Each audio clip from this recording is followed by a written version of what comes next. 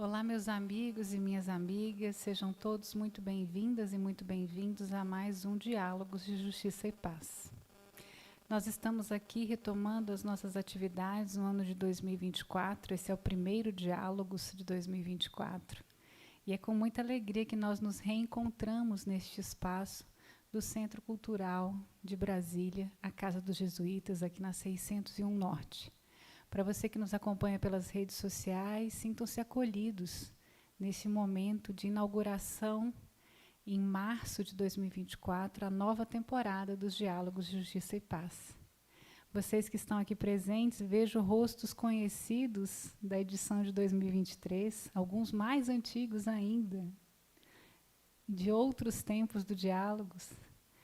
E eu sou Ana Paula Inglês Barbalho, eu estou como presidente da Comissão de Justiça e Paz. O Diálogos de Justiça e Paz é uma promoção do Centro Cultural de Brasília, da Comissão de Justiça e Paz do Distrito Federal, do Observatório Nacional de Justiça Socioambiental Luciano Mendes de Almeida, o OLMA, e da Comissão Brasileira de Justiça e Paz. Sempre na primeira segunda-feira do mês, nós nos reunimos, a partir das 19 horas, no auditório do CCB, para tratarmos de temas relevantes à sociedade brasileira. Hoje, o tema é muito especial e muito caro, porque vamos falar sobre as mulheres, né? As mulheres nos espaços de poder e na construção dos caminhos de justiça e paz. Eu digo que é muito especial porque nós, mulheres, constantemente reafirmamos os nossos espaços na sociedade. Eu vou fazer uma breve introdução das nossas convidadas e vou passar a palavra fazendo algumas considerações sobre justamente essa presença da mulher na sociedade brasileira. Está aqui, antes disso, vou fazer a minha audiodescrição para que a gente aumente a amplificação desses diálogos àqueles que a gente, por deferência, né, fala da diversidade, tudo, mas a gente não faz muitas vezes a audiodescrição. Eu sou uma mulher, mãe, jovem, muito jovem, de cabelos longos e castanhos, não tingidos, cabelos e olhos castanhos, alta e branca. Estou vestida com um blazer branco, uma camisa rosa e uma calça preta. Agora sim. Então, eu vou fazer o convite às nossas convidadas, falando um pouquinho da história, né, de cada uma delas. São duas convidadas que nós temos hoje. Aqui ao meu lado eu tenho a pastora Romy Bank, que é teóloga luterana e secretária-geral do Conselho Nacional de Igrejas Cristãs, CONIC. Gente, a pastora Romy, ela é muito mais do que essa breve descrição, né? A gente já tem a oportunidade de conviver com a Romy há algum tempo e obrigada pela presença aqui, Romy. É sempre uma alegria te reencontrar, ver a sua luta e para quem acompanha também muitos vídeos, né, das participações públicas que você tem nessas agendas, é super importante. E também a doutora juíza Ananda Tostes, não tem como não falar, Ananda, que é juíza trabalhista e coordenadora do capítulo brasileiro do Comitê Pan-Americano de Juízas e Juízes pelos Direitos Sociais e Doutrina Franciscana, o COPAJU, que foi convocado, né, pelo Papa para estar representando o Brasil nesse processo de, não sei se modernização, mas talvez de humanização dos juízes e juízas, num novo contexto, né, de diversidade, e é coordenadora do Grupo de Estudos Interseccionais sobre Equidade de Gênero, Raça e Diversidade do Tribunal Regional do Trabalho da 10ª Região. Então, vocês viram que eu já falei demais, né, comparado com as nossas duas convidadas. Teremos hoje, então, espero que um diálogo maravilhoso. Gostaria de trazer, então, só um dado para a gente começar a falar sobre a questão de gênero, né? Querendo ou não, quando a gente discute espaços de poder e a presença da mulher, a gente está falando essencialmente de um marco teórico referenciado na constatação do patriarcado, que é um regime social no qual o homem é destinado à função pública e a mulher destinada à esfera doméstica. Vamos deixar muito claro, a liberdade de escolha é o que se defende, né? Quem quer permanecer na esfera doméstica tem todo o direito e a liberdade de assim o fazer. E quem quer ser astronauta também deve poder fazê-lo. Esse é um dos pontos de discussão. O Brasil ocupa o 93º lugar no ranking global de igualdade de gênero, em um estudo realizado em 156 países. Ou seja, a gente está bastante distante do processo de uma igualdade de gêneros entre homens e mulheres. E, assim, por fim, não poderia deixar de falar de Simone de Beauvoir, que traz luz a esse processo de reconhecimento dos diferentes gêneros, né? Quando fala que ninguém nasce mulher, mas se torna mulher no contexto social. A ONU identificou mais de 31 identidades de gênero, ou seja, uma determinação que não está relacionada ao sexo biológico. E, nesse contexto, então, nesses breves números, a gente começa a falar sobre as mulheres nos espaços de poder. Vocês decidiram com quem que vai começar? A Ananda, então. A Ananda, obrigada, Ananda, seja bem-vinda. Muito obrigada, presidenta Ana Paula, maravilhosa. Minha amiga. Bom, eu sou uma mulher parda, de pele clara, cabelos castanhos na altura dos ombros, olhos castanhos, estou usando vestido preto, sapatos pretos, estou aqui falando em um fundo com um telão, um fundo com madeira ripada, estou reformando, então eu descobri que tem essa... Quero dizer da minha alegria e saudar amigos antigos e novos amigos e amigas da Comissão Brasileira de Justiça e Paz, da Comissão Brasileira de Justiça e Paz, e um querido dileto professor José Geraldo Souza Júnior, que foi meu professor na graduação e agora também na pós-graduação da UNB, e com quem eu aprendo diariamente pelo seu exemplo e pelo seu conteúdo, suas reflexões sempre muito oportunas. Muito obrigada a todos e todas. Saúdo a todos aqui na plateia, todos que nos acompanham também no YouTube. Quero dizer também da minha alegria de chegar aqui e ver um cantinho em que estava escrito assim: mulheres, resistências e resistência. Então, reexistências e resistências. Que bonito isso. Então, que a gente possa falar um pouco desse processo de resistir sendo mulher, né, de se reinventar nesses novos contextos, mas também de resistir. Quero saudar também a pastora Rome, secretária-geral do Conselho de Igrejas Cristãs no Brasil. Agradecer esse espaço, essa oportunidade aos jesuítas, à equipe da UMA, e a CJP e a CBJP. Bem, como disse, eu sou uma mulher, eu sou a 7ª, uma família de 10 irmãos, 8 desses irmãos e irmãs, 8 mulheres. Eu sou também mãe da Maia e da Luna, 2 meninas maravilhosas, uma com 9 meses e uma com 2 anos, quase 3, segundo ela, disse que quando fizer 3 anos vai se tornar uma mulher. E eu deixei as 2 em casa hoje com um propósito, com o coração um pouco apertado, é verdade, mas também com esse propósito importante de colocar um tijolinho, um pequeno tijolinho, nessa construção de um mundo mais igualitário. Esse é o propósito. E aí eu trago para começar a frase de uma outra Maia, a Maya Angelou, que diz o seguinte: toda vez que uma mulher se defende, mesmo sem perceber ou despretensiosamente, ela defende todas as mulheres.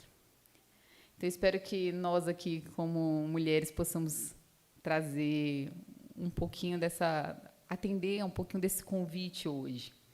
Eu também, como a Ana Paula já apresentou, sou juíza do trabalho e coordenadora do Copaju.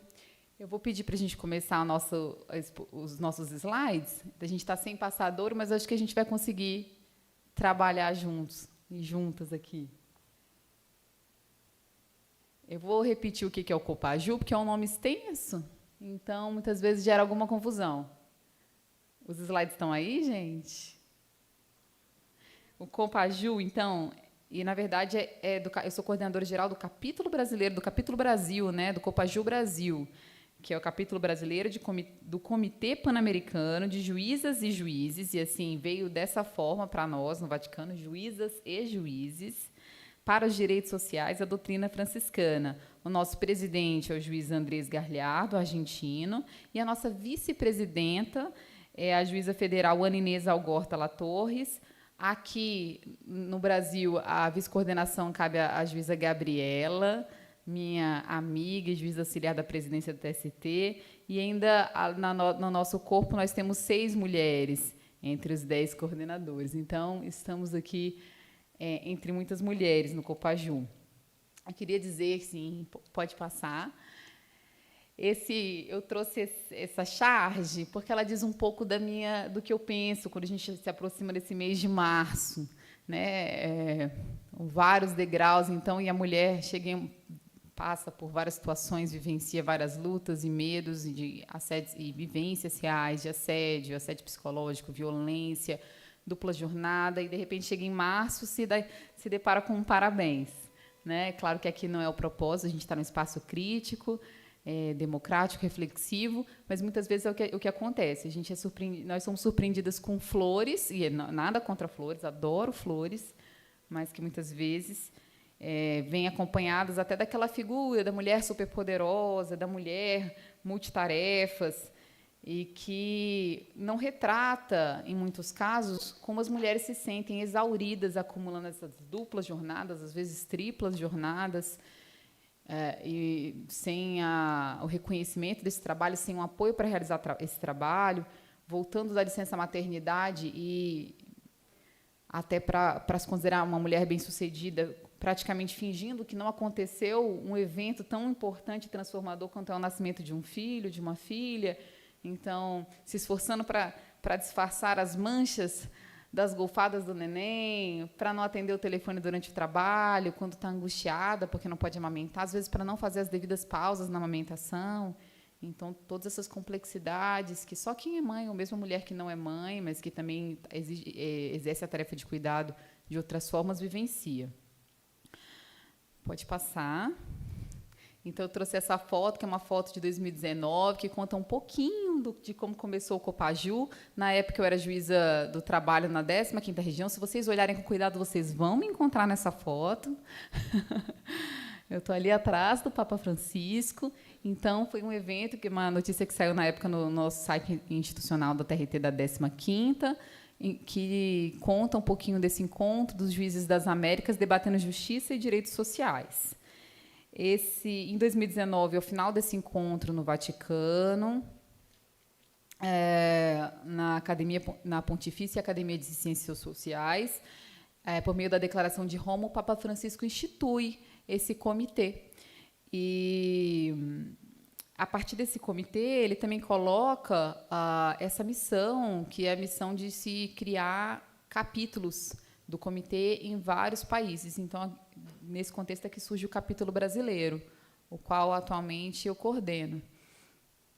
Pode passar. Essa sou eu, logo que eu fui removida de Campinas para Brasília, na solenidade de posse. E eu achei muito curioso, porque trouxe essa foto, porque eu resolvi aproveitar esse espaço, que é um espaço muito íntimo, né? Eu já havia acompanhando outros encontros, para falar um pouco sobre o que a gente chama de storytelling, né? Então, contar um pouco da minha vivência como juíza mulher, um pouco desse contato com o Papa Francisco e com a doutrina social da Igreja, e também com a experiência do que é ser mulher juíza, né, no espaço institucional do Poder Judiciário. Então, vocês vão ver que meu relato vai ser recheado dessas idas e vindas. Eu espero que meu coração consiga ir ao encontro de vocês.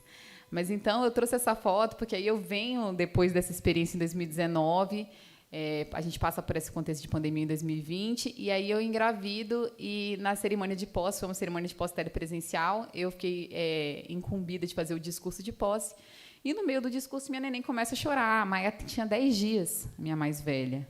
Então, eu amamento, assim, foi um ato muito espontâneo, poderia ter sido um ato planejado previamente, um ato político, que foi um ato político, mas, antes de tudo, foi uma necessidade que surgiu, mas imediatamente eu não penso nem 2 vezes. Eu pego minha neném, acalento E no vídeo aparece esse momento, eu amamentando Maia. E isso me coloca em contato com tantas outras mulheres, porque recentemente eu estava em uma audiência e a audiência estava atrasada e a advogada estava muito angustiada porque ela tinha que amamentar. E, inclusive, o bebê dela estava no fórum, mas na hora que eu chamei a audiência, ele começou a chorar. E aí ela me pediu para inverter o horário da audiência com a audiência subsequente. E é claro que eu tentei, naquele momento, diante desse requerimento, até dar a oportunidade do advogado que a antecedia ser muito cortês e sensível àquele momento, ceder a vez e dizer não. Eu digo, né? A gente faculta a oitiva da parte contrária. Então eu falei, doutora, diante desse requerimento da advogada da sessão da audiência subsequente, e ele me surpreendeu dizendo, não, doutora, eu entendo, mas eu também tenho que voltar. Eu sou de Goiânia. Eu não queria voltar tarde para casa. Tá bom, doutor. Eu compreendo que o senhor tem que voltar logo para casa, mas se é só isso, o senhor pode aguardar e a gente vai inverter aqui. E, naturalmente, compreendi aquele desejo, aquele anseio daquela mulher, algo tão pequeno, mas tão importante para ela e para o neném, para ela poder fazer aquela audiência com tranquilidade. Então, são essas experiências de estar num corpo de mulher, né, de vivenciar socialmente essa situação, que nos permite também entrar em contato com a condição de outra mulher. Mas aí, vamos dando sequência para contar a nossa história. A história do Copaju não termina aí. Nós tivemos alguns anos sem esse encontro no Vaticano, teve que ser cancelado na pandemia. Mas, em 2023, nós tivemos, ano passado, um novo encontro. E aí, essa é a nossa foto. A comitiva do Copaju Brasil, que esteve no Vaticano, a gente está aí lá na Pontifícia Academia de Ciências, e a gente até levou essa juíza do trabalho, acabo puxando a sardinha para o meu lado. Então, eu levei a faixa Trabalho Decente para Todas. E a verdade é que foi em março, vocês devem se lembrar que o Papa Francisco passou mal. Ele foi internado na véspera, exatamente na véspera do nosso encontro. Então, a presença dele era confirmada, ele estaria conosco, porque no encontro anterior ele nos cumprimentou, nos saudou individualmente, com toda a delicadeza dele, mas dessa vez ele enviou uma carta do hospital e todos ficamos rezando por ele, né, em razão dessa situação de saúde. Mas no dia anterior, é preciso dizer, nós estivemos com ele na Assembleia Geral. Pode passar. Opa, acho que passou. Deixa eu ver. Acho que pulou não sei se a versão que eu fui. Essa versão não foi, não sei porquê, mas o que eu ia compartilhar não foi aí por algum motivo o slide, mas é o Papa Francisco segurando a minha bebê Maia. Então, como eu disse, o relato sobre o Copaju e minha experiência com mulher vai passar também pela minha maternidade. Então, para minha alegria, eu não encontrei o Papa no evento, mas no dia anterior ele segurou e beijou minha bebê Maia. E é claro, como quem é mãe sabe que o que acontece para um filho, a gente quer também para o outro. E eu estava grávida, aí não aparece, mas eu estava grávida. Eu viajei com autorização médica com mais de 7 meses de gestação. Imprudente, mas abençoada.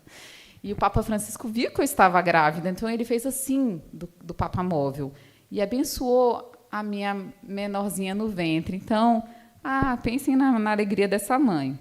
Depois desse encontro, o Papa Francisco, em agosto de 2023, foi divulgado no Quirógrafo, transforma o Copaju numa associação privada de fiéis de caráter internacional. E nos seus objetivos está a promoção de direitos sociais a partir da magistratura, né, porque é o nosso lugar de fala, é a partir desse lugar que a gente não tira a toga para sair do Copaju, né? É a partir desse lugar que nós vamos falar dos direitos sociais, e ele dá ênfase especial aos setores vulnerabilizados, aos descartados. E ele cria também o Instituto de Pesquisas Jurídicas Frei Bartolomé de las Casas. Pode passar. Eu trouxe esse relatório, não espero que vocês consigam ler as letrinhas, por isso o QR Code. Porque, quando a gente vai falar de dados, a gente, muitas vezes, vê em algumas palestras que nem todos os dados são mencionados. A gente, às vezes, quer investigar de onde vem. Então, para quem se interessar, aí tem o QR Code, vocês conseguem acessar a íntegra. Mas foi um estudo divulgado no OIT no ano passado que diz o seguinte, que as desigualdades de gênero no acesso ao emprego e nas condições de trabalho são maiores do que se pensava anteriormente. E o progresso para reduzir essas desigualdades tem sido, segundo a OIT, extremamente lento nas últimas 2 décadas. Eles se surpreenderam, é claro que estudos anteriores já indicavam isso, mas eles mudaram os marcadores para entender melhor a realidade, perceberam que o buraco, na verdade, esse gap, né, é maior do que se imaginava. Pode passar. Eu trouxe essa frase do Papa Francisco, então, em que ele diz, né, relacionada até, claro, não diretamente a essa pesquisa, mas que ele vai dizer que não é possível alcançar um mundo melhor, mais justo, mais inclusível e totalmente sustentável sem a contribuição das mulheres. Devemos trabalhar todos juntos para abrir oportunidades iguais para homens e mulheres em todos os contextos, para almejar uma situação estável e duradoura de igualdade na diversidade. E aí, aqui no Brasil, a gente tem vários problemas, né, já que a gente está falando de diálogos de justiça e paz, né, entre eles a questão da licença parental, né, que agora o STF já deu 18 meses para o Legislativo tratar dessa matéria, mas até por 35 anos a questão está pendente de análise, e até hoje são 5 dias para o pai aprender a ser pai. Então, isso diz muita coisa de como a gente compreende como sociedade a divisão dos deveres de cuidado. E nós temos a Convenção 156, que fala, no âmbito do trabalho, sobre a igualdade de oportunidades de tratamento para homens e mulheres trabalhadoras, que, pasmem, foi celebrada há 40 anos e até hoje a gente não conseguiu ratificar.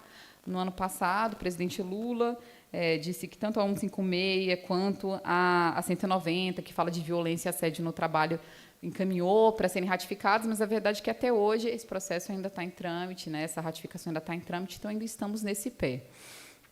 Pode passar. Aí, esse slide conta um pouquinho do que é, de como esse mito da meritocracia, né? Eu gosto dele porque ele ilustra como é diferente essa competição entre homens e mulheres. Pode passar. Essa outra pesquisa vai dizer que também da OIT, que quase 23% das pessoas empregadas sofrem violência e assédio no trabalho. Só que a probabilidade das mulheres, inclusive, não só sofrerem violência, mas sofrerem episódios recorrentes é de 56,5%. E aí, para a gente falar um pouquinho, rapidamente, de interseccionalidade, a gente vai saber que, no caso das mulheres jovens, imigrantes, isso acontece assim, em dobro, né? E também com o marcador raça, isso é agravado.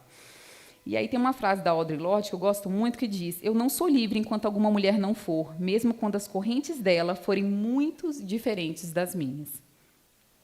Se a gente pode passar, se a gente vai de transporte público para o trabalho, e aí a gente pensa no marcador social, de classe, 97% das brasileiras afirmam que já sofreram assédio sexual no transporte. 97% das mulheres. Então, ela sofre assédio no transporte, ela chega no trabalho, e aí ela tem 56,5% de chance de sofrer de forma recorrente assédio no trabalho. Pode passar. Tem esse dado também da violência doméstica e familiar. É um dado que pega uma base de 83 a 2023, e 30% dizem que sofreram assédio por um homem, de todas as mulheres entrevistadas. Pode passar. Então, essa frase do Papa: a violência contra a mulher é uma ferida aberta, resultante de uma cultura patriarcal, e aí conversa com que a Ana Paula, a abertura da Ana Paula, nossa presidência, uma cultura patriarcal e machista de opressão. Devemos encontrar o tratamento para curar esta praga e não deixar as mulheres sozinhas. Pode passar. Aqui, ele recebendo as transexuais. E olha só, ele fala que ele não se preocupa com críticas e que a primeira vez que elas vieram e elas o viram, saíram chorando, dizendo que eu tinha dado uma mão, um beijo, como se eu tivesse feito algo excepcional, mas elas são filhas de Deus e ele ainda te ama do jeito que você é. Jesus nos ensina a não estabelecer limites. Então, é dessa visão social, é dessa visão de acolhimento de grupos vulnerabilizados e até de minorias dentro das minorias que estamos falando aqui.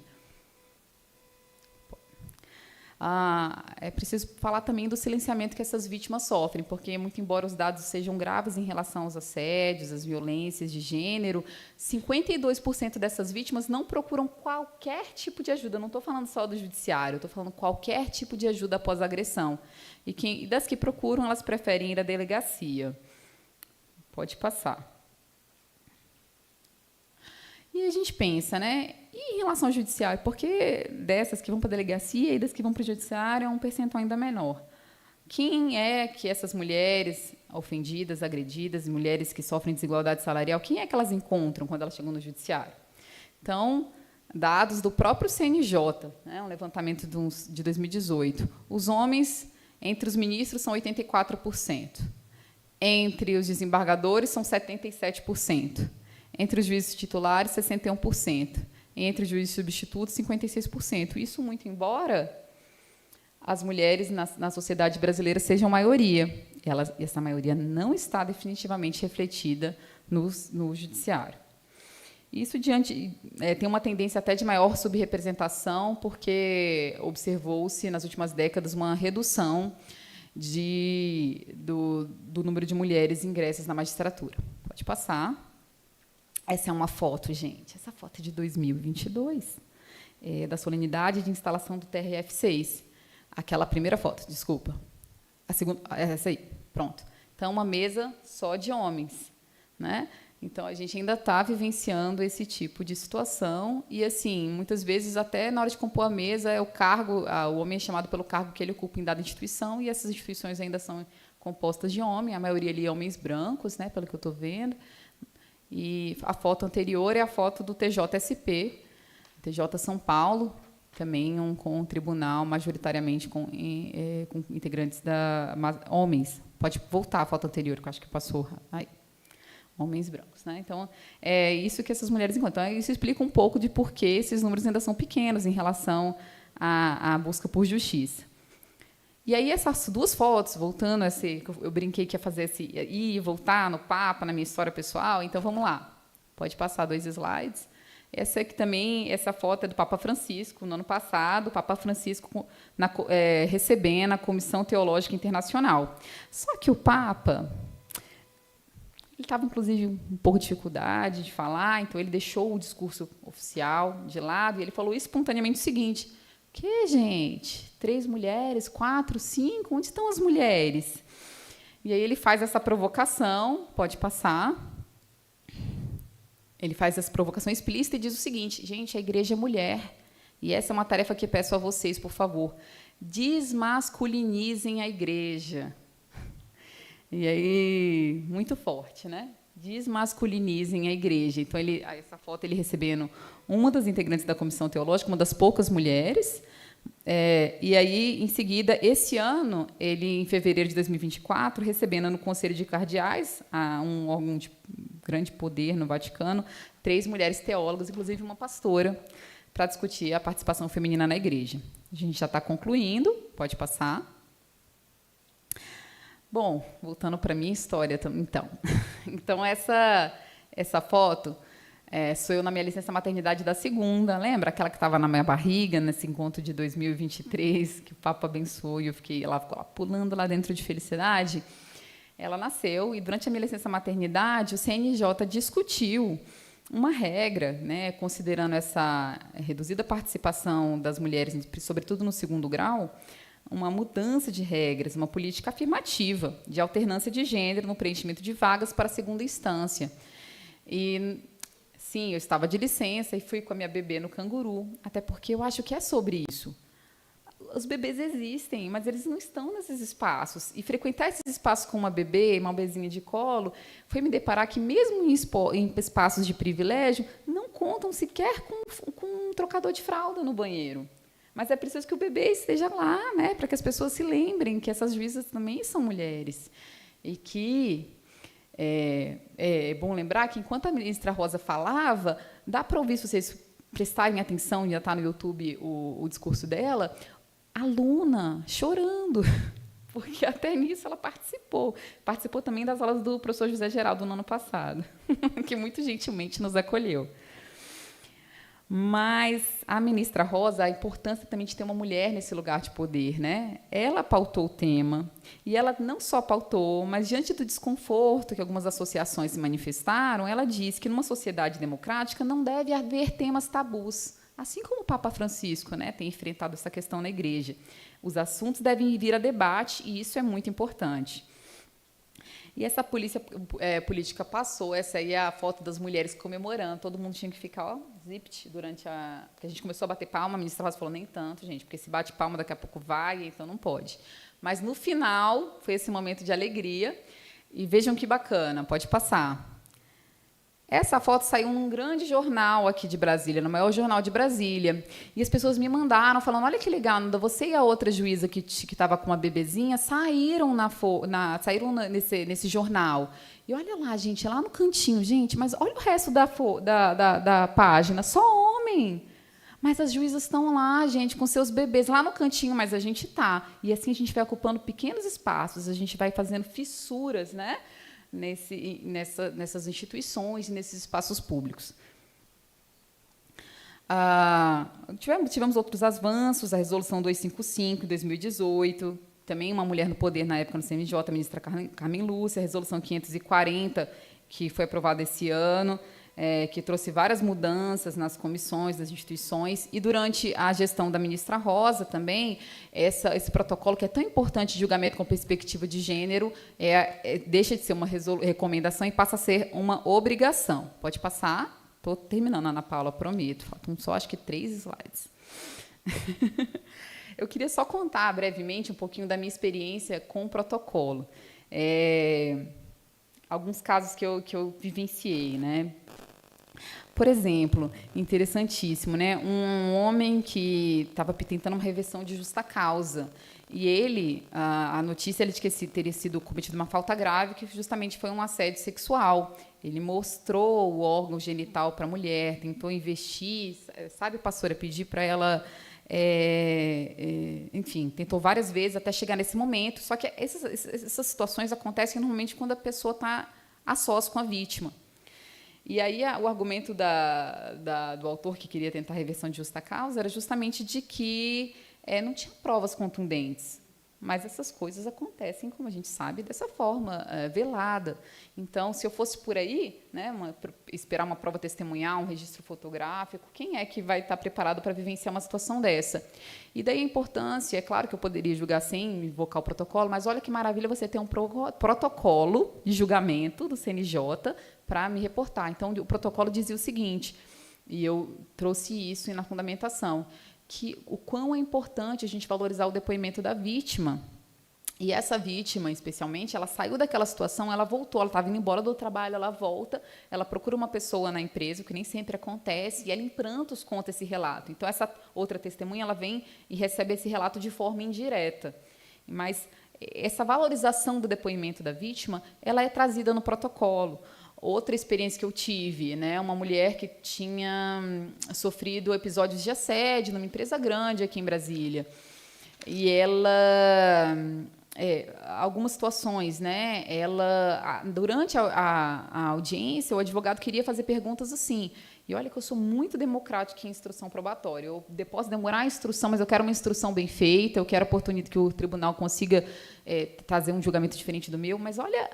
A gente está ali na presidência justamente para evitar esse tipo de constrangimento. O advogado queria perguntar para ela se ela usava shorts na empresa, se ela usava calças coladas, como se isso tivesse alguma relação com o fato dela ter sofrido um assédio sexual, um ato de abuso. Então, ele queria culpabilizar, né, a vítima por esse tipo de coisa. Então, eu deferi a pergunta e ele ficou muito chateado. Né? Pode protestar, doutor. Mas, mais uma vez, protocolo... E semana passada também vivenciei uma situação que o advogado quase constrangeu a gente conta o milagre, mas não conta o santo, tá, gente? É só assim, sem contar nomes. Mas duas trabalhadoras entraram com a ação, alegando assédio moral e sexual, indicavam até o nome do ofensor. A primeira trabalhadora fez acordo, então, na segunda audiência, eles queriam fazer um acordo e pressionar o acordo, que a vítima fizesse o acordo. E eles falavam, olha, inclusive, essa reclamação é quase cópia da outra. Tudo igual. Aí eu falei, pode ser, não estou dizendo que a gente vai analisar, não vou antecipar o julgamento, até porque não terminou com instrução, mas é muito comum que um mesmo agressor, no mesmo local, agrida vítimas diferentes no mesmo ambiente de trabalho. Então, eu não vou admitir, tudo bem que, né, matéria de prova, concordo, a gente não pode antecipar, fazer pré-julgamentos, mas eu não vou admitir que constrange a vítima, sugerindo que ela está mentindo pelo simples fato de que outra mulher noticiou ter vivenciado também um assédio no mesmo local. Então, nesse momento que a gente, não vou deixar essa vítima sofrer uma nova situação, ser institucionalmente, sofrer um assédio diante de mim, que estou ali representando o Poder Judiciário. Aqui, não. Então, é bom lembrar que isso não vem do nada, além de ter todo né, tá na Constituição, a questão da equidade, está em normas internacionais, também está na Agenda 2030, é o Objetivo de Desenvolvimento Sustentável número 5, equidade de gênero. E, embora a gente tenha avanços, é verdade, em relação à disciplina da matéria, inclusive no âmbito do Poder Judiciário, a gente precisa ter realmente um monitoramento dessas ações afirmativas, ampliar, porque é claro que o CNJ decide não se aplica ao STF, a gente tem visto que as mulheres estão subrepresentadas, continuam subrepresentadas. No próprio Conselho Nacional de Justiça, apenas 20% das mulheres, historicamente, foram conselheiras no CNJ, então há muito espaço de avanço. E aí a gente vai concluindo, pode passar, com o nosso querido Papa Francisco e com uma reflexão, antes disso, que é justiça para quem? Um poder judiciário que é 80% integrado por homens, composto por homens. Um poder judiciário que tem sexo, e esse sexo é o sexo masculino. Ele assegura justiça para quem? Então, eu não estou falando aqui de garantir apenas de questões corporativas, de garantir a ascensão legítima de mulheres na carreira. Estou falando aqui de permitir que o Poder Judiciário seja oxigenado, receba essas reflexões, parta de reflexões de corpos diferentes, de corpos de mulheres ali presentes, né? Que ele seja democraticamente representado, que essas mulheres também se vejam ali presentes, que as mulheres que estejam nesses colegiados possam trazer novos olhares que só é possível sendo mulher, vivências que são próprias às mulheres. E aí, o que o Papa nos traz? Gosto de pensar que, se as mulheres tivessem acesso à igualdade de oportunidades, elas poderiam contribuir substancialmente para as mudanças necessárias para criar um mundo de paz. É isso. Obrigada.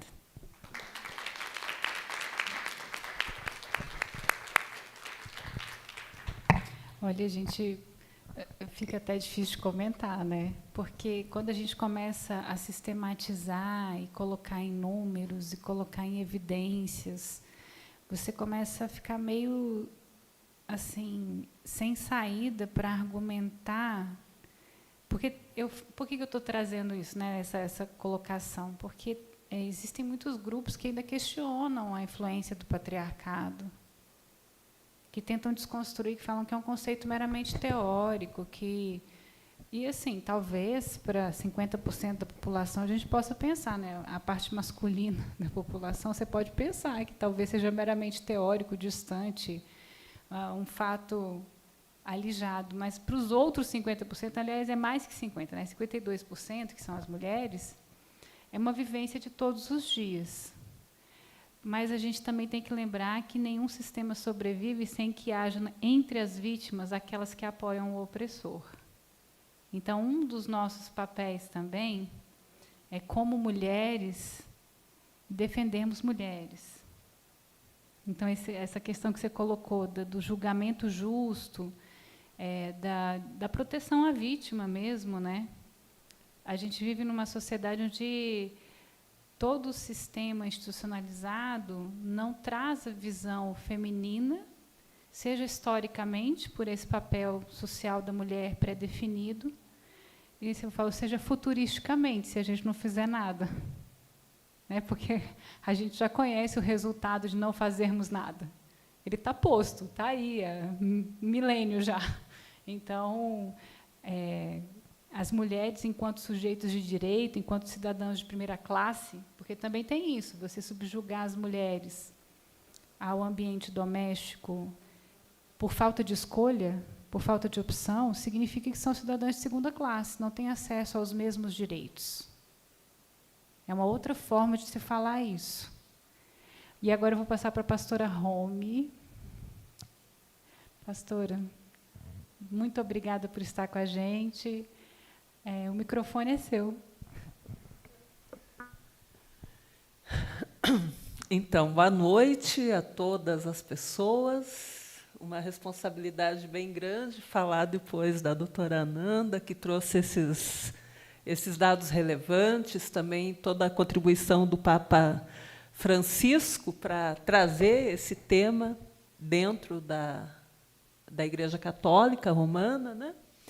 O que muitas vezes também nos faz refletir, como igrejas protestantes, o que significa ter mulheres também no sacerdócio, né? E o que isso, de fato, muda na compreensão da eclesia, né? Dessa comunidade de fiéis. E, então, seguindo o nosso combinado aqui, eu vou fazer minha audiodescrição. Eu sou Romy, sou uma mulher de 53 anos, tenho cabelos grisalhos, né? Muito bem assumidos, e olhos verdes, sou alta, 1,72, meio gordinha, e estou com um vestido cinza. E é um prazer, então, estar aqui no Diálogos por Justiça e Paz. É um prazer estar entre amigos, entre amigas, refletindo sobre um tema tão relevante como é esse das mulheres nos espaços de poder. E como eu venho da área da teologia, da área da religião, então é evidente que eu vou falar sobre esse meu puxadinho, né? Sobre a teologia e sobre a religião. E poder e mulher. Aí eu gostaria de começar a minha fala, eu não fui assim tão disciplinada como a doutora Ananda de fazer slides, mas eu gostaria de iniciar essa reflexão trazendo é uma canção, na verdade, uma canção-poema de um cantor já falecido, um cantor espanhol chamado Luís Eduardo Alté. E ele tem uma música que chama Gira, Gira-Lua. E o Gira-Lua é a versão feminina, digamos assim, do girassol. E na historinha que ele conta de um canteiro de girassóis, em que havia sempre um girassol que acordava no horário em que os girassóis vão dormir, né? Que a gente sabe que o girassol ele adormece quando o sol se põe e se abre quando o sol levanta. Mas esse girassol fazia tudo ao contrário. Ele se abria quando a lua aparecia, e ele dormia quando o sol vinha. E por que esse girassol fazia isso? Porque ele achava uma sacanagem não poder conhecer a lua. Então, ele decidiu, eu vou fazer ao contrário, porque eu quero conhecer a lua. E aí vem a canção, então, de, ao invés do girassol, o gira-lua. É uma música muito bonita, sugiro procurar no Spotify ou no YouTube e tudo. Gira Luna, né? Porque é no espanhol. E eu digo assim que nós, mulheres, a gente é gira-lua, porque você usou a palavra fissura, né? E porque a gente, como mulheres, a gente está sempre buscando a fissura. E a gente vai ocupando lugares, né? A gente vai abrindo, a gente vai empurrando portas, porque a gente também se pergunta, mas por que eu não posso entrar? Por que eu não posso conhecer a lua? Por que eu não posso conhecer os espaços de decisão? Por que eu não posso participar? Por que eu não posso falar? Então, ser mulher permanentemente, em qualquer espaço, em qualquer institucionalidade, significa a gente ter que fazer essa pergunta. E aí, eu lembrei, enquanto você ia falando, eu fui lembrando de algumas coisas e lembrei do livro da Svetlana Alexievich. Ela escreveu um livro chamado A Guerra Não Tem Rosto de Mulher. E é um livro fantástico. Assim, acho que todo mundo tem que ler esse livro. Eu levei quase um ano para ler, porque os relatos são muito fortes. E, nesse livro, ela vai dizendo isso, né? Quando se contam as histórias das guerras, sempre se contam as histórias dos homens, dos comandantes, dos que tomam decisão. E, aparentemente, as mulheres não estão lá. Só que as mulheres estão permanentemente presentes, sofrendo os impactos e as consequências das guerras. É o caso agora da Palestina, né? Então, também aproveito para fazer memória dessas 8.000 mulheres palestinas assassinadas, mortas, exterminadas, por causa de uma guerra de ódio, né? Uma guerra de extermínio. E, bom, quem sabe daqui a alguns anos a gente vai contar sobre essa guerra e vai dizer os homens tomaram as decisões e essa guerra também não tinha rosto de mulher. Só que essa guerra também tem rosto de mulher, e principalmente de mulheres e crianças. Então, quem toma a decisão pela violência? Quem tem o poder de definir, de nomear, inclusive, o que é poder? Historicamente, não somos nós, porque o poder que a gente conhece, ele foi nomeado por um sistema patriarcal e que se justifica, que se fundamenta com uma perspectiva religiosa, no caso do Ocidente, judaico-cristã.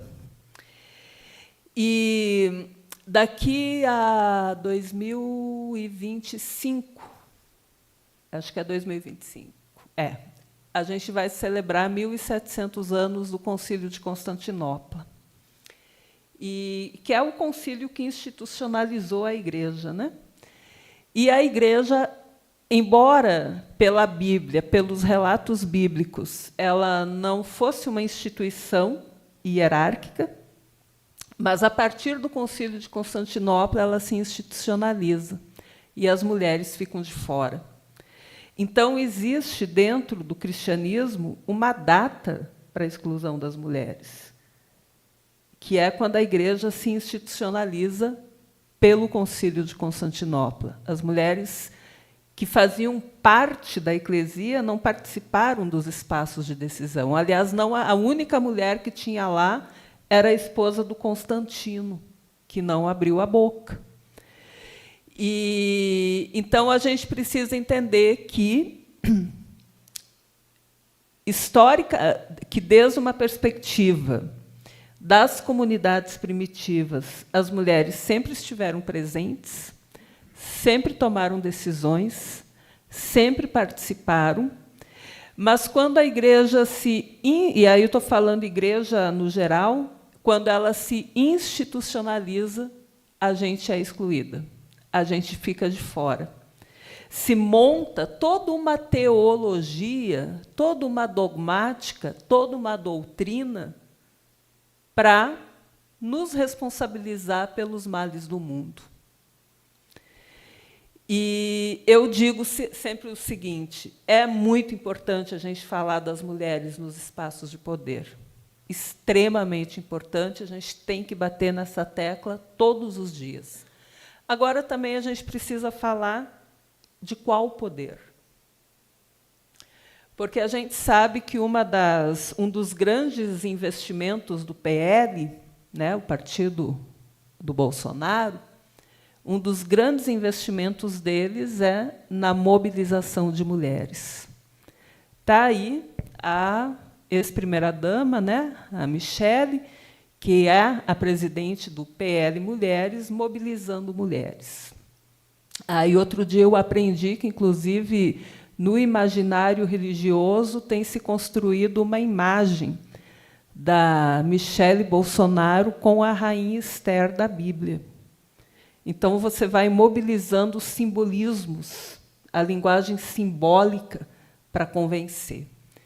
E por que o PL está fazendo essa investida? Porque o Código Eleitoral pede lá paridade, né, de gênero, paridade entre homens e mulheres. Então, para poder concorrer à vereança, às prefeituras, às câmaras, ao Senado, à presidência, é importante alcançar a cota das mulheres. Só que, como é que esse exercício de poder vai acontecer? Vamos exercer esse poder dentro de qual sistema? Dentro de uma lógica patriarcal? E aí é o que muitas vezes a gente se percebe na cultura, vamos dizer assim, eclesiástica. Se abre para mulheres, mas não se quer mexer na forma como se organiza o poder. Então, não se pode questionar, não se pode ser a giralua, aquele girassol que resolveu transgredir a regra e dizer, não, eu não quero olhar para acordar com o sol, eu quero acordar com a lua porque eu quero conhecer a lua. Eu quero ver, eu quero... E, para isso, quando simbolicamente esse girassol toma essa decisão, ele muda com uma lógica de ser. Ele vira o estranho no ninho. E aí eu penso que, nesse momento da história que a gente vive, a gente tem uma democracia, mas não tem uma democracia meio esquisita, né? Porque é uma democracia liberal, não é uma democracia para todos, é uma democracia para alguns, assim. A gente precisa se perguntar também pelo poder que a gente quer construir. É um poder popular? É um poder horizontal? É um poder em que todas as pessoas, sendo mulheres, dos mais variados gêneros, homens, brancos, pretos, chineses, indígenas, enfim, poderão falar o que querem? Poderão realmente colocar, dizer, eu quero que isso seja diferente? Ou é para ocupar o espaço de poder para a gente deixar as coisas como elas estão, né? Eu sempre digo, para ficar bem na foto. Então, a gente coloca lá, né? Hoje em dia, já causa um desconforto se você vai fazer um debate e só coloca homem. Pode cuidar, né? Já causa desconforto. Então, a gente é muito corretinho, mas, assim, na hora de mudar a estrutura, será que a gente também está tão disposto assim? Aí eu lembro do papel da Maria Madalena, que ungiu Jesus, né, antes de Jesus ser crucificado. Ela não podia entrar, na verdade, naquela sala, naquele ambiente lá onde estavam reunidos os homens, jantando, conversando com esse mestre, com esse Jesus, né, essa pessoa tão importante. E ela entra e unge Jesus com nardo, né, um negócio carésimo. E aí ela imediatamente foi acusada de estar esbanjando uma coisa tão cara. Ela só infringiu regras ali, né? Porque ela entrou num espaço que não era para ela não podia ter entrado. Além disso, ela unge Jesus com algo muito caro, e ali já se discute, mas com esse dinheiro a gente poderia dar não sei quanto para os pobres, para isso, para aquilo, né? E Jesus vai lá e diz que, olha, os pobres vocês terão sempre entre vocês. Agora, o gesto que ela fez, que é o gesto da unção, que era um gesto fundamental para o momento que esse Jesus, ser humano, iria viver, que era a morte, porque, se você compreende a análise de conjuntura, você vai ver como é que os poderes se funcionam, e você vai entender, para esse sujeito, o castigo já está definido. A condenação já está definida. Então, aquela mulher soube fazer, Madalena soube fazer análise de conjuntura que os outros não conseguiram fazer, por isso que ela ungiu Jesus com o óleo mais caro. E aí, assim, a gente se pergunta, pegando o título ali do livro da A Guerra Não Tem Rosto de Mulher, eu diria, o poder também não tem rosto de mulher. Esse poder patriarcal, ele não tem rosto de mulher. Esse sistema patriarcal, ele não tem espaço para a mulher. Por isso que a gente sempre vai ficar com esses números reduzidos das subrepresentações. E se a gente, de fato, quer avançar, a gente precisa repensar o sistema também. E aí a gente precisa pensar em como a gente realmente faz uma mudança cultural. Virar a chave da mente, virar a chave de como a gente compreende o mundo. Porque assim já fazem alguns séculos que a gente está nesse debate, né? Muitas mulheres morreram, muitas mulheres foram queimadas, muitas mulheres foram estigmatizadas, foram injustamente condenadas porque falaram demais, porque gritaram, porque escolheram a liberdade, escolheram ser quem elas queriam ser, e a gente ainda está aqui discutindo o espaço de poder. Então, a história ela nos mostra que, dentro desse sistema, o poder ele vai ser quase uma concessão. Por quê? Porque a gente não consegue mudar a cultura patriarcal. E aí que a religião acaba tendo um elemento importante, porque a religião forma valores. A religião em si é poder, porque entra dentro da subjetividade das pessoas. Trabalha com o simbolismo. Não é por nada, por exemplo, que o PL compara a Michele Bolsonaro com a rainha Esther. Olha a força que isso tem. É muito forte. E aí a gente precisa pensar. Muito bem, a gente quer paz, a gente quer justiça, mas paz e justiça e participação das mulheres. Mas paz, justiça e participação das mulheres em qual sistema?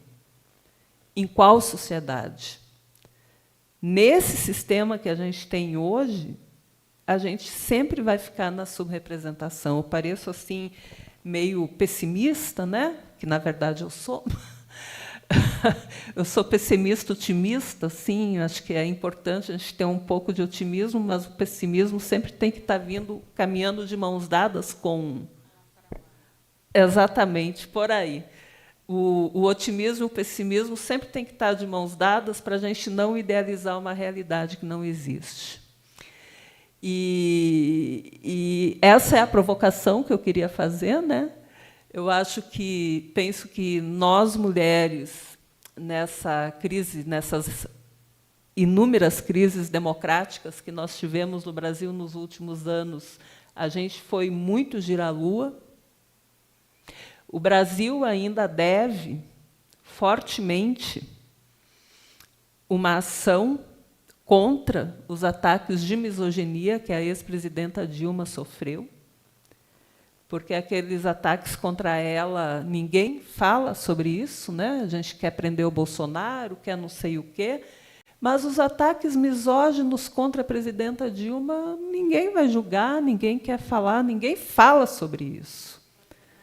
Só que eu, como mulher, eu não esqueço disso, porque todos aqueles ataques também eram ataques contra mim, contra o meu corpo, contra a minha individualidade, contra cada uma de nós. Aquela violência simbólica que foi feita contra ela é uma violência simbólica contra cada mulher desse país. E se esqueceu. Não se fala mais sobre isso. Ela foi para a China, né? Tipo, recebeu um cargo, só que o simbólico está ali. Então, a gente tem a gente acaba legitimando isso. A gente não foi atrás de quem fez aquela campanha misógina. E isso fala muito sobre...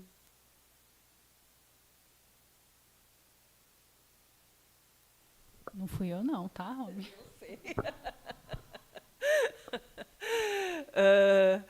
Isso fala muito sobre nós como país. Né? Quando se deixa isso sem falar, passou. É outro momento. E a gente precisa colocar isso sempre sobre a mesa. Porque o Brasil deve uma resposta para aquele ser humano, para aquela mulher. E para todas as mulheres. Porque, junto com esses ataques misóginos, também aumentou muito o número de mulheres que são assassinadas nesse país. E isso tem muita relação também com como a gente se vê enquanto país. Então, eu fico por aqui. Eu acho que a nossa missão como mulheres, tanto no judiciário quanto nas igrejas, nas outras religiões, em todos os lugares, nas comunidades, nos lugares onde a gente está, é sempre de ser a lua. É de nunca perder essa capacidade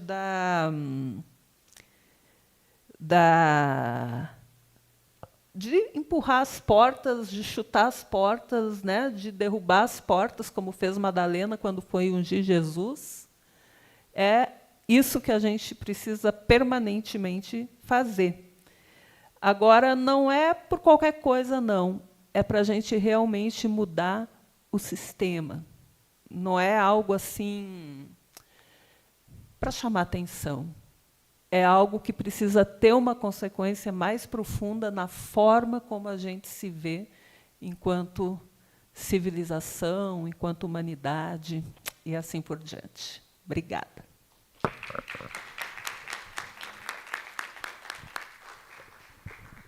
Difícil, né? Falar qualquer coisa depois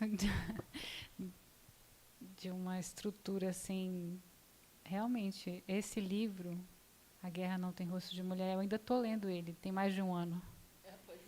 Porque, às vezes, você lê um relato e você fica com a...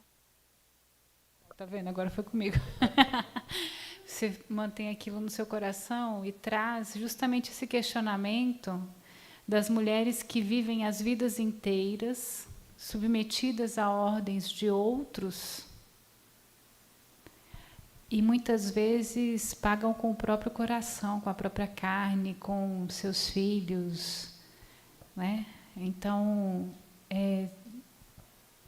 se tem que ler como também um estudo antropológico, né? Não fugir à realidade que isso está acontecendo agora, que são relatos do passado, mas que todos os dias eles acontecem. Talvez não em situações de guerra declarada, mas às vezes em situações de guerras da periferia, por exemplo, do extermínio das negras e dos negros nas periferias brasileiras. Gente, eu vou parar de falar e abrir para a plateia, porque as provocações foram muitas, né? Então, quem inaugura a fila? Zé Geraldo está aqui, foi citado. Tem que falar no microfone, Zé. Jovita. As mulheres deviam falar. Pronto, Jovita levantou. Vamos convidar. Achei que você ia fazer uma pergunta. Vem cá, vem. Eu quero apoiar nesse momento. Eu acho que o Zé Geraldo tem uma razão nesse aspecto de falar o seguinte: eu quero ouvir as mulheres, porque...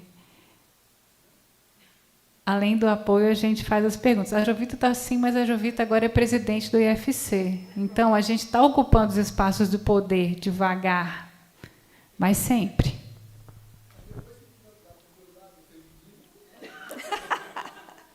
Boa noite a todas e a todos. Eu queria falar assim, que a democracia é feminina, o poder é masculino, né? Então, nós temos ainda um longo caminho pela frente, mas a gente não pode desistir de ocupar esse lugar, de sonhar e de passar para as nossas meninas que elas são capazes, né? Que elas podem falar. Que a gente vem de uma geração que criança calada está errado. Então, a gente tem que aprender a falar e não ter medo de falar. Então, é uma construção que temos que fazer, ocupar esses espaços. Como a Ana falou, essa semana nós tomamos posse, a Ana também estava lá, pelo controle social, né? E você vê, em qualquer conselho, tem muito mais mulheres. Quando você vai nas igrejas, se você olha, qualquer igreja tem muito mais mulheres do que homens.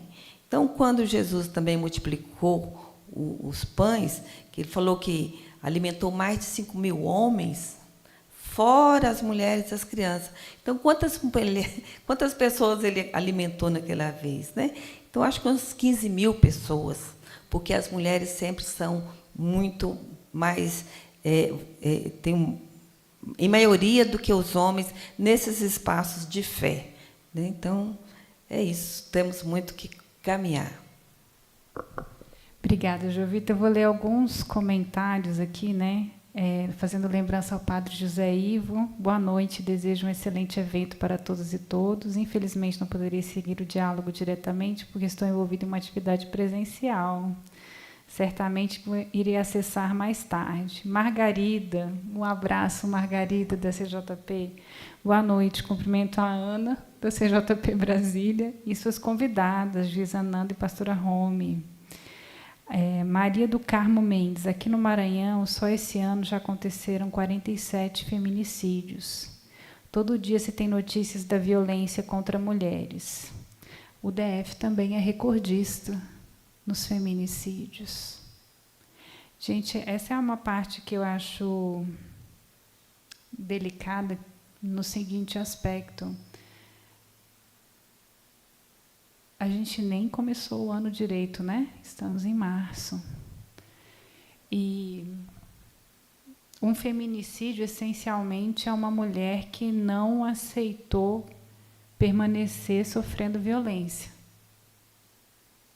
Porque essa mulher, quando ela não aceita mais continuar sendo vítima dessa violência, ela se insurge contra esse processo. E aí esse homem é mais violento. E aí ele mata essa mulher. Então, assim, tem tantas coisas que a gente tem que atacar ainda. Eu sei que a gente está tendo um diálogo aqui sobre mulheres nos espaços de poder. Mas, de fato, as mulheres nos espaços de poder, elas têm um simbolismo de um espelho de projeto de futuro, né? Se essa mulher entende que ela tem o mesmo direito de estar num espaço de poder que um homem, talvez no momento em que ela sofre um indício de violência, não é nem uma violência propriamente ainda no sentido físico da palavra, ela já se insurge. A socialização das meninas, né, e dos meninos, nós que somos mães, a gente vive pensando nisso. As meninas são... Não é o das bonecas que me incomoda, porque o meu menino, por exemplo, brinca de boneca, brinca de casinha. Por quê? Porque ele está exercitando o cuidado. Agora, quando as bonecas são mulheres de corpos esculturais, brancas, loiras, com roupas curtas, aí é que eu acho que é um problema. É a idealização de um determinado corpo, de um determinado biotipo. Como a gente foge dessa socialização perversa, onde o homem também sofre, viu? Por quê? Porque o homem não pode chorar, o homem não pode ter emoções, o homem não pode ser sensível. Então, o patriarcado também ele é perverso para os meninos. A gente está falando aqui da mulher porque a gente tem que ter um dia, né, gente? Tem que ter 8 de março. Sabemos que nossos dias são todos os dias, mas para o homem também é perverso. O homem que quer ser diferente, ele sofre uma violência simbólica de ser afeminado. Não sei se vocês já viram esse vídeo Depois eu vou pedir para o pessoal colocar, vou aproveitar, agradecer ao pessoal da técnica que sempre nos acompanha, senão depois eu não lembro, tá, gente? Eu estou tentando fazer essa disciplina. Diego, obrigada. Ele está bem aqui, eu falei, é agora. Um vídeo que fala assim, corra como uma mulher. E as meninas mais novas, quando falam corre como uma mulher, ela faz uma expressão assim meio curiosa e sai correndo, normal. À medida que elas vão envelhecendo, quando você fala corram como uma mulher, ela vai ganhando trejeitos de fragilidade, quase jocosos, como se fosse uma piada correr como uma mulher, como se fosse um defeito correr como uma mulher. E eu acho poderoso esse vídeo porque ele é um simbolismo de como a sociedade nos percebe. Que as crianças nascem com o mesmo potencial. Por que em algum momento,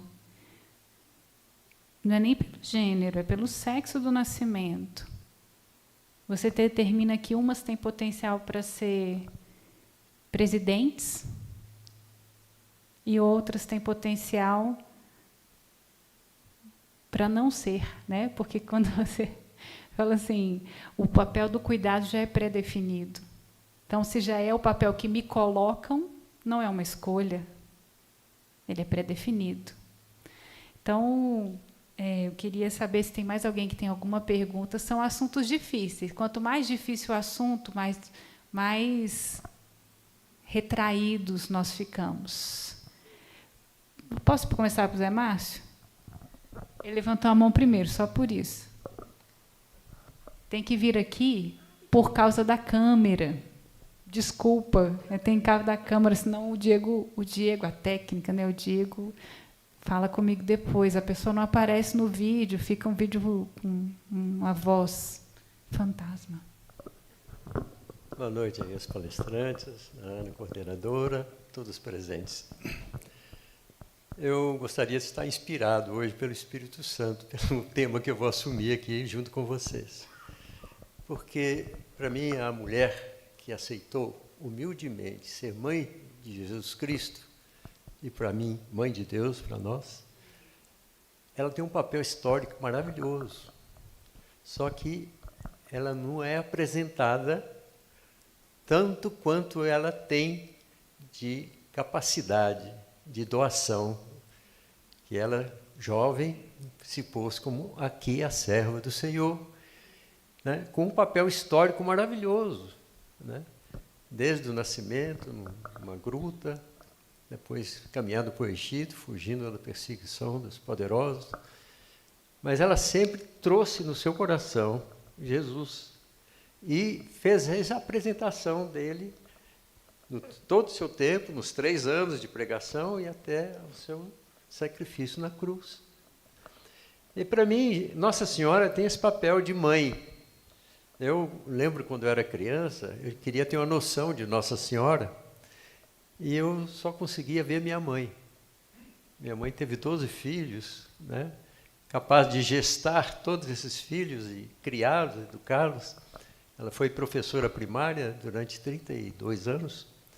Eu vi assim, o papel de Nossa Senhora na minha mãe. Depois eu tive um acidente, quase que eu morro. Do outro lado da estrada estava lá uma imagem de Nossa Senhora de Lourdes. Foi o primeiro papo que eu tive com Nossa Senhora, foi esse. Então, vamos conversar aqui, porque eu acho que isso me ajudou. Eu tenho uma missão aqui para cumprir também.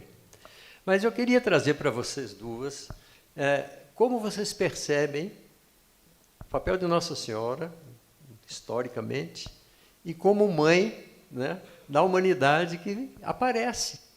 Nós temos visto Nossa Senhora aparecer em Lourdes, em Fátima, em Medjugorje, dando um recado para eles. Mas como mãe, ela quer nos ajudar. E se a gente confia nela, ela junto ao filho vai conseguir tudo que a gente pedir. Então, minha postura humilde é essa, trazer aqui para vocês esse pedido. Como é que é Nossa Senhora para vocês, Mãe de Deus? Obrigada, Zé Márcio. Por favor, Roberto. Vamos fazer em bloco, porque já está no adiantado da hora. Venham fazer a fila, pessoal. Boa noite. Queria fazer uma pergunta para a pastora. Eu sou leigo, tenho formação teológica. Dei aula de teologia por muitos anos. Sou bastante católico, mas a minha religião, falo da minha igreja, vamos dizer, a minha igreja acredita que Jesus Cristo tenha instituído 7 sacramentos para os homens e 6 sacramentos para as mulheres. Qual o sacramento que ficou fora? É o sacramento que confere o poder, inclusive o acesso ao dinheiro. E quem decidiu isso, de acordo com a Igreja Católica, é o Todo-Poderoso. Ou seja, nós estamos transformando uma construção histórica numa construção divina.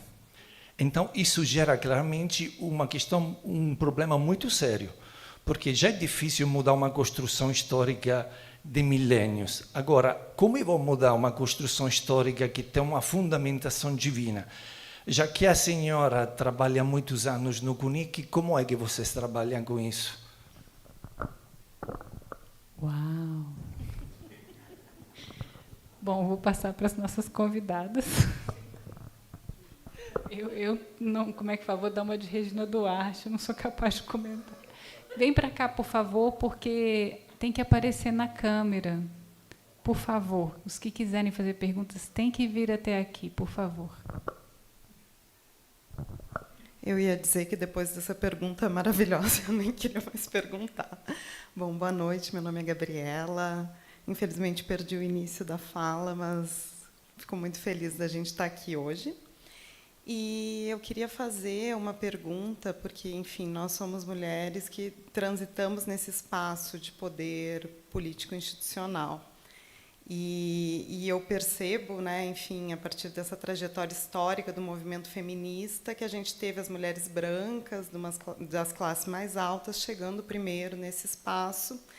E, como a senhora bem colocava, elas não se propuseram historicamente a mudar esses espaços. A luta era pelo direito de oprimir, que eu digo, né, mantendo essa estrutura, enfim, capitalista, patriarcal e tudo mais.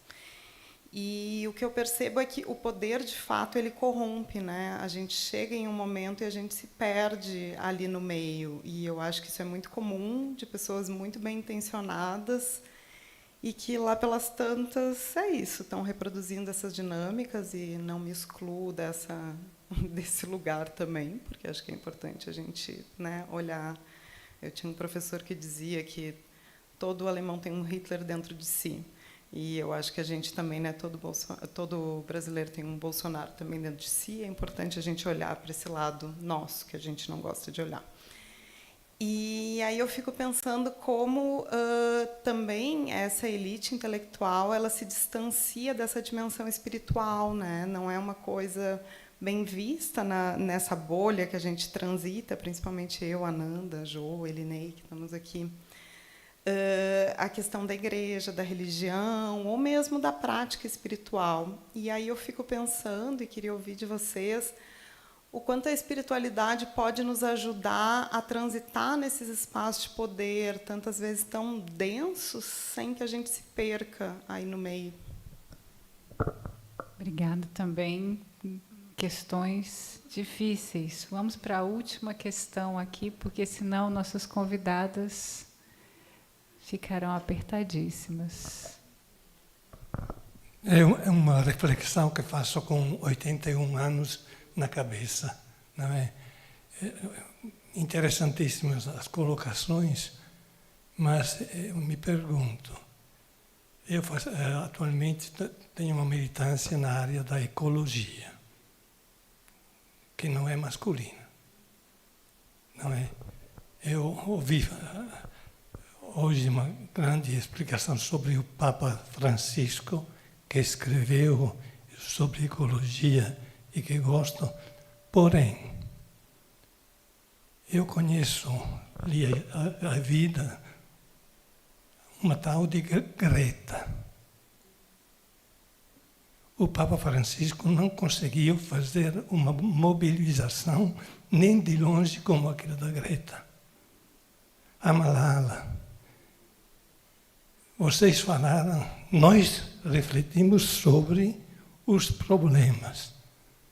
Eu estou vendo que as mulheres estão partindo de outro lugar e são muito, muito, muito, muito, muito, muito mais presentes numa visão ecológica e na temática ecológica do que nós homens.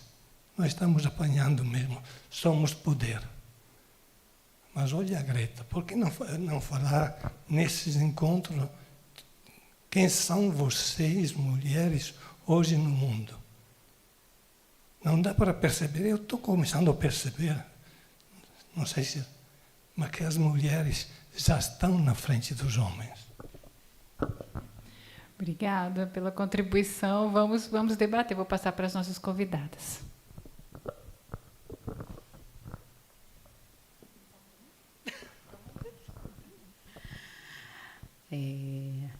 Nossa,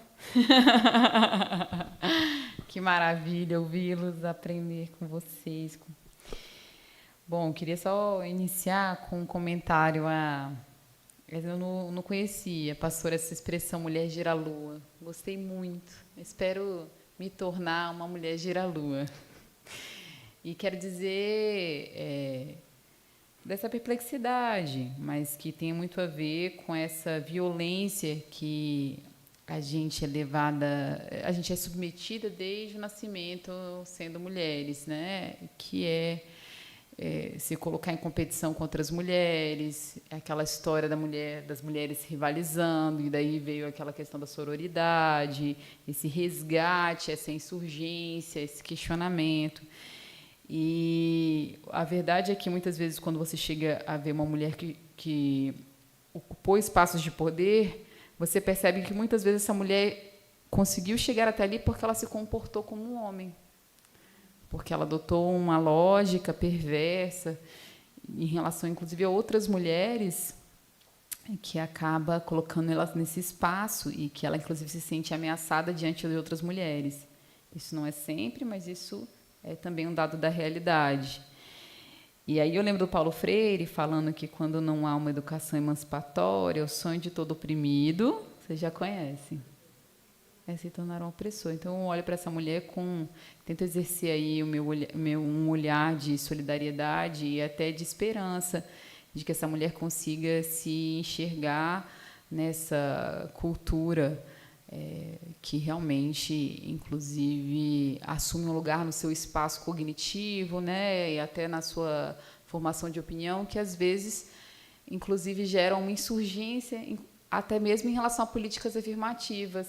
A gente se vê muitas vezes nesse debate mulheres dizendo: não, eu cheguei aqui e eu não precisei disso, vocês não vão pegar atalhos, né? Então, isso é uma realidade. E aí eu celebro quando eu vejo mulheres como a vice-presidenta do Copaju, do capítulo brasileiro do Copaju, Gabriela Lenz, que lá, como juiz auxiliar do ministro Lélio, que colocou, inclusive, 3 juízes auxiliares para assessorá-lo de uma forma que não é usual se ver, né? Até a Ednei, nossa coordenadora, que também está na CNJ, e que, como a gente falava mais cedo das fissuras, trazem essas fissuras quando levam, né, grupos subalternizados, minorias, mulheres negras, mulheres trans, né, e também homens, como até o professor José Geraldo, que estará lá também, mas, assim, para trazer reflexões contramajoritárias, né? Então, nesses espaços que usualmente não se vê esse tipo de discussão. Queria comentar também, em relação a Ana Paula nos disse sobre violência, o feminicídio, e lembrar dessa nossa reflexão também em relação aos espaços de poder, né? Que o que a gente está colocando aqui é isso. Quem é essa mulher ou esse homem que vai julgar uma medida de proteção, né? Qual é a formação?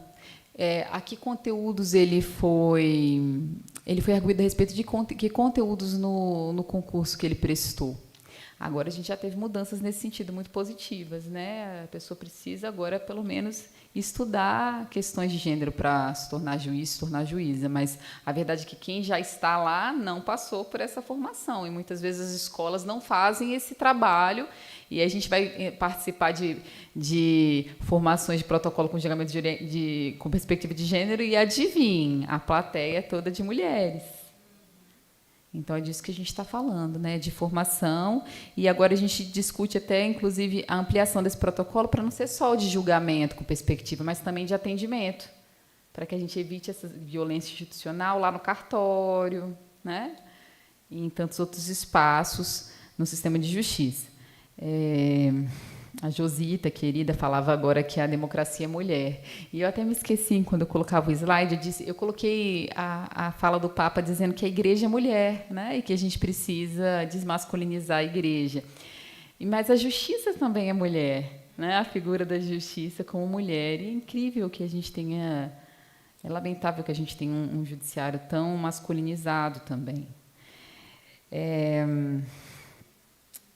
Também em relação à ecologia, a comentário sobre ecologia, de fato, a Greta é uma querida, né, maravilhosa, inspiradora, e nos ensina não só na posição dela como uma jovem mulher, né, mas também, né, não só pelo fato de ser mulher, mas como a juventude tem a nos ensinar, né, tem a ensinar as outras gerações e a nos cobrar também, né, na força dela. Eu também sou gestora do programa, uma das gestoras do programa Trabalho Seguro, na Justiça do Trabalho, e eu tenho estudado muito sobre o trabalho rural, e vejo a luta das trabalhadoras rurais, e como elas são bravas e fortes, as mulheres do campo, né? Então, como elas... O Papa até coloca isso na doutrina social da Igreja, essa questão do papel da mulher no cuidado, inclusive no cuidado da natureza, e elas se recusam, né? Ela agora com a discussão sobre as usinas eólicas, os protestos, assim, a organização, a questão do agrotóxico, porque quem é que vai cuidar dessa criança quando ela é contaminada por um rio com agrotóxico? É a mulher. Então, como elas são combativas e como a gente tem a aprender com isso, né? Me tocou a sua fala. E em relação a Maria, para mim, bem, eu acho até me chama a atenção, assim como a figura do Cristo europeizado, não sei nem como a gente coloca isso. Me surpreende também aquela figura frágil de Maria, porque para mim Maria é força, né? Olha essa mulher, né? O que ela passou e o que ela consentiu também naquele corpo de receber Cristo, né? Para quem assim tem fé. E qual é o significado? Se ainda hoje é um tabu, imagina como foi na época, o que ela sofreu, e a força dela, inclusive o primeiro milagre de Cristo, né? Ela fala, ele diz, mulher, não é chegada a minha hora, mas foi lá e fez. Não é? Mulher, não é chegada a minha hora, mas ele foi lá e antecipou, então, o primeiro milagre a pedido de Maria. Então, Maria é essa mulher forte, essa mulher fora de sua época, para mim, que muito inspiradora.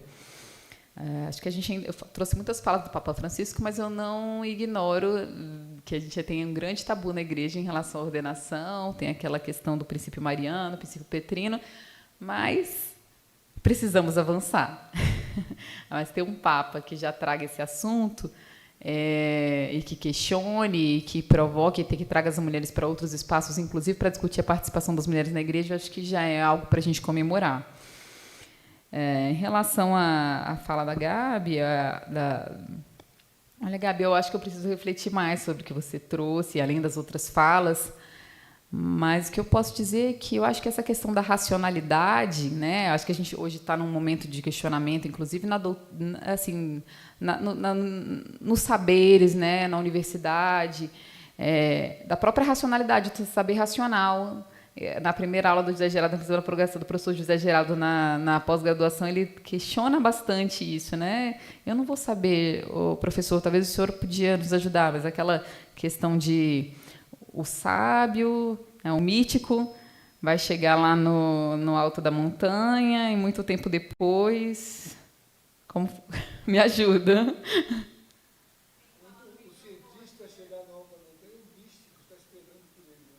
Quando o cientista chega no alto da montanha, um místico já está lá sentadinho esperando por ele, mas não vai saber explicar como chegou lá. Então, eu acho que é muito sobre isso, né? E essa questão do místico, né? A gente estuda muito isso até no direito achado na rua, né? E essa associação até às mulheres, às bruxas, às perseguições, elas dizem muito disso, dos saberes, da ecologia, da natureza, desse contato. Eu acho que todas essas questões estão muito ligadas, interligadas. Acho que a gente tem que questionar o quanto disso não é justamente um embate, uma resistência aos saberes que estão muito associados ao feminino. É isso. Bom,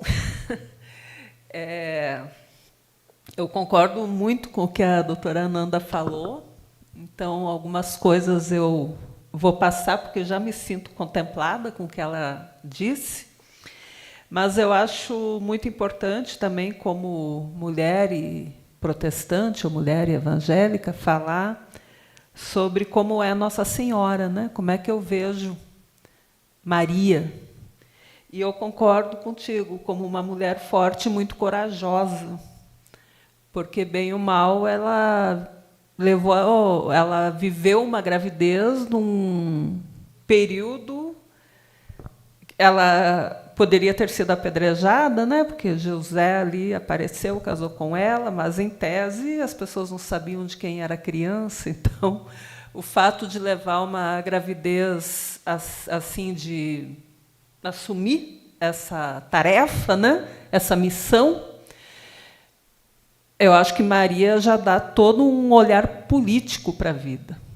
E o discurso, a fala dela do Magnificat, coloca esse sentido político na forma, inclusive, como ela via o poder, né? Ela inverte a lógica, ela vira a mesa. E que pena, assim, que nas igrejas a gente dá muito, e no protestantismo mais ainda, acho que a Igreja Católica ainda tem essa devoção mariana, que é muito importante, mas nós, no protestantismo, a gente dá muitíssimo pouco atenção a Maria. Embora ela não esteja ausente, ela está ali, mas a gente olha muito pouco para ela. E eu acho que ela tem muito a nos dizer. E aí, essa imagem da Maria como mãe, eu estava tentando lembrar o nome do filme que eu vi, mas eu não veio. Mas, em todos os casos, eu vi um filme de alguém que era órfão, cresceu lá na Idade Média, dentro de um mosteiro e tal, virou um grande escultor, e a grande obra dele foi fazer a escultura de um grande altar para uma igreja, lá na Espanha. E o grande problema dos caras lá do mosteiro, né, mais conservadores, assim, o grande problema foi a imagem que ele deu para o rosto de Maria. E isso me marcou no filme, porque questionaram muito. Ele colocou uma mulher olhando para frente, assim, né, e disse, não, mas Maria não é assim, o olhar da Maria é para baixo, não sei o quê. Só que o rosto da Maria que ele esculpiu era a imagem que ele criou na mente da mãe dele. Então, é isso, né? Maria é essa projeção que a gente faz daquela mãe que, muitas vezes, foi obrigada a não poder cuidar do seu filho. E Maria ela é muito importante, sim, também para a minha vida. E aí essa pergunta, né, como é que a gente trabalha no CONIC quando lá o que Deus diz, né, o que Deus nomeia como sagrado, e eu acho que é um grande poder colocar palavras na boca de Deus. Olha, que quem se deu esse poder, o cara pensou muito bem na estratégia, assim, é um excelente estrategista, porque você colocar palavras na boca de Deus, quem é que vai questionar? Você nomear Deus como masculino, quem é que vai questionar? Como é que eu vou subverter uma ordem dessas? É um tremendo poder. E no CONIC a gente tem, sim, vou ser muito sincera, tensionamentos. Assim, todo mundo diz que o CONIC tinha que ter mais igreja. Mas eu digo, caraca, se com 5 já é difícil, imagina com mais. É muito difícil. Porque, assim, cada igreja tem a sua doutrina, a sua dogmática. Nós temos igrejas que ordenam mulheres, igrejas que não ordenam. Nós temos igrejas que têm bispa. E nós temos igrejas que não reconhecem um episcopado feminino. E aí, como é que a gente lida com isso?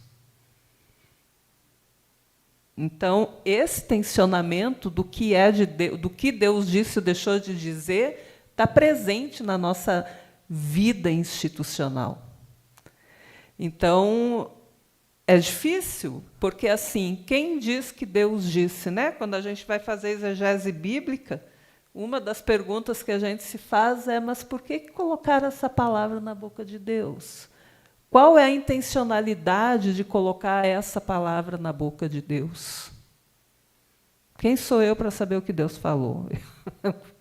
Não sou ninguém. Então, a gente tem que realmente se questionar. Por que é que se disse que Deus disse, né? E aí, sobre...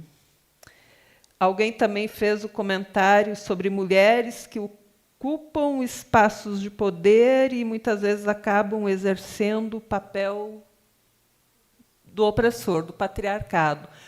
Aí, quando veio esse comentário, eu lembrei de um vídeo que, esse final de semana, eu assisti, compartilhei nos grupos, e aí eu compartilhei e eu criei problema. Porque era de uma palestina fazendo uma crítica para os movimentos feministas ocidentais, eu acho que alguns viram aqui, que não se manifestavam em relação ao extermínio das mulheres palestinas. E aí eu postei num grupo que tinha gente de vários países e uma pessoa disse: isso aí é de deepfake, não sei o quê, porque isso é para desmerecer o feminismo, porque não sei o quê. Aí eu não vi o vídeo assim, eu vi ao contrário, eu vi como um apelo, inclusive um tapa na cara da gente, né? E aí eu me lembrei que, nesse vídeo, essa palestina critica um determinado tipo de feminismo. E ela cita o nome da representante, que é a Hillary Clinton. Então, tem também essa apropriação da agenda feminista para fazer bem para o capitalismo, né? Que é um feminismo neoliberal, assim, né? E é desse feminismo Chanel, perfeito, adorei. E aprendi. E é isso que ela está criticando, né? E ela é legítima na fala dela. Então, é isso, assim, como a gente também tem dificuldade de ouvir mulheres, as críticas que as mulheres negras fazem a nós, mulheres brancas, que a gente diz: mas estão toda hora... Só que, assim, eu, como branca que eu sou, só por ser branca eu já tenho um privilégio na sociedade brasileira. Quem sou eu? Eu só posso ouvir, acolher e pensar como eu posso mudar. Não posso fazer mais nada. E, então, a gente precisa também pensar muito sobre isso. Aí, sobre a espiritualidade, para a gente circular nesses espaços de poder, eu acho que a espiritualidade ela nos ajuda a ler nas entrelinhas, né? Eu acho que a espiritualidade ela nos dá aquela capacidade de, às vezes, pensar que é melhor a gente pensar um pouquinho antes de tomar uma decisão. Como você contou a história lá do advogado que não queria mudar o horário, né? Quer dizer, você pensou, meditou, foi lá, propôs, o cara queria ir embora, e você foi lá e disse: pois é, você quer ir embora, mas ela tem que amamentar a filhinha, né?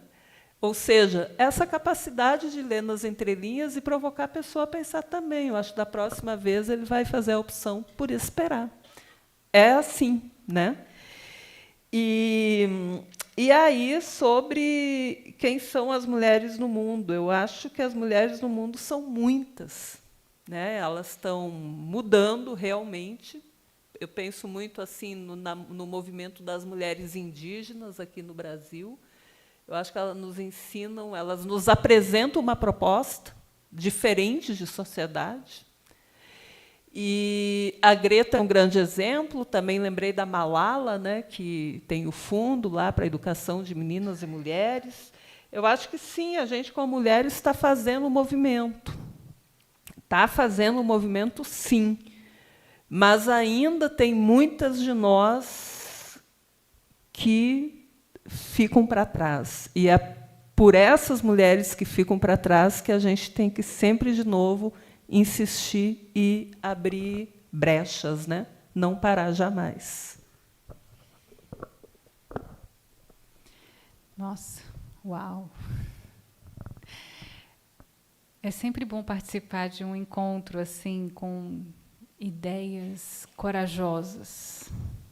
Durante muito tempo, primeiro, talvez eu não entendesse, nem passasse pela minha cabeça a percepção do patriarcado. Então, é um processo de letramento contínuo, Gabriela.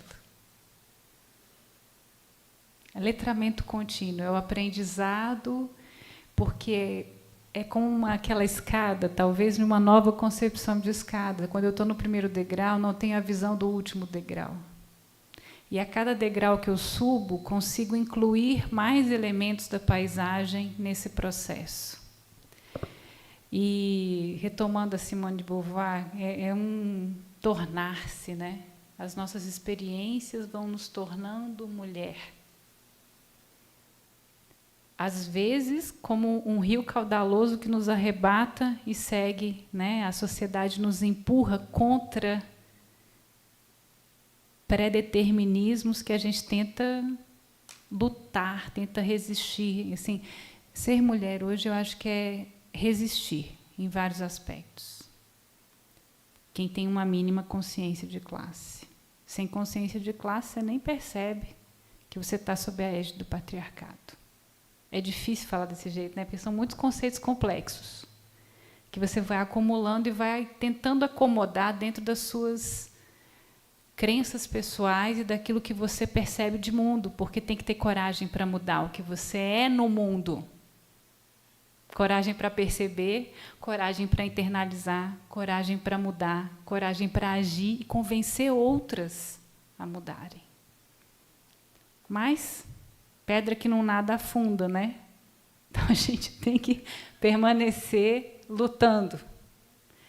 E eu sou muito grata de estar vivendo esse momento, porque se eu estivesse vivendo em 1924, eu ainda nem poderia votar, não poderia trabalhar sem autorização do marido, não poderia ter função pública sem autorização de um homem, que fosse meu pai ou marido. Era condicionado, não poderia ser diplomata. As primeiras diplomatas começaram a passar nos concursos públicos com autorização de homens para fazer a prova. E assim foram as juízas e assim também as pastoras, autorização de homens. Seja por pressão, eu sempre lembro daquela fala bíblica, né? Que você não vai abrir a porta, você vai abrir ou porque insistem muito em bater, ele não desiste de bater, então você vai abrir por causa do incômodo que ele traz. Ou pela sua boa vontade em abrir a porta. Então, que a gente tenha, assim, sou muito grata de viver esse tempo, de todas as dificuldades, porque temos voz. Porque em 1924 essa mesa seria impensável. Ela não estaria nem no imaginário coletivo. A possibilidade. Uma presidenta que sofreu misoginia, ela não estaria no imaginário a possibilidade dela ser presidenta, porque ela não votava e não podia ser votada. Então, temos muita dificuldade? Temos, mas já fomos queimadas. Já fomos aniquiladas. Continuamos ainda, mas com, como é que fala assim, com flores, né? Fala, em dia 8 de março, toma aqui uma flor, poxa, que legal, dos outros 364 dias do ano, você pode tomar um porrete, mas nesse dia eu te dou uma flor.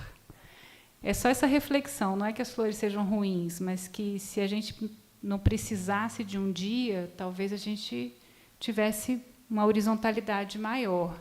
E talvez aí a gente pudesse lutar contra as outras opressões. e incluir cada vez mais os capacitismos, os etarismos, aquilo. Assim, o Brasil é o Brasil das desigualdades, né?